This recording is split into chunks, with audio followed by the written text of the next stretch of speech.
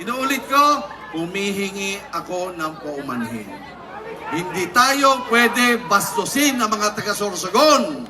Naghagad nin dispensa sa mga Sorsoganon magin sa mga nagdayo pa sa probinsya si Sorsogon Governor Buboy Hamor dahilan taday na nadagos pa ang pig-aabangan na performance kan sikat na bandang Kamikaze. Ini matapos na pilion kan gobernador na pauliun na sanaan na sambit na banda. Sa naging pahayag kan opisyal kasubanggi day kanina gustuhan ang ipinahiling na pag-uugali kan miyembros kan bandang Kamikaze. Day nga subot itutugot na bastusonin si Sayman ang mga Sorsoganon. Pagduduon niya nung na makakabalik pa sa Sorsogon na nasambit na banda. Ang pagpapauli niya sa banda, paagi niya mansubuot nga ni maitaas ang dignidad kan sa iyang mga kababayan. Sa ibong kaingi ipigpromesa man kan opisyal na dadarahon niya sa probinsya ang pamosong singer na si Sarah Geronimo, asin ang TV host comedian na si Vice Ganda. Hindi ko na patitirahin niyo sa residensya.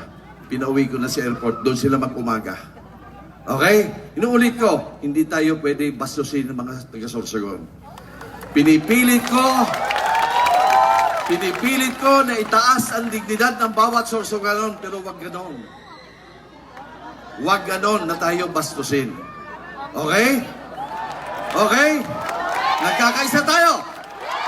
Nagkakaisa tayo? Si Vice Ganda, pasasayahin kayo. At dadalhin ko rito si Sarah Geronimo. Okay?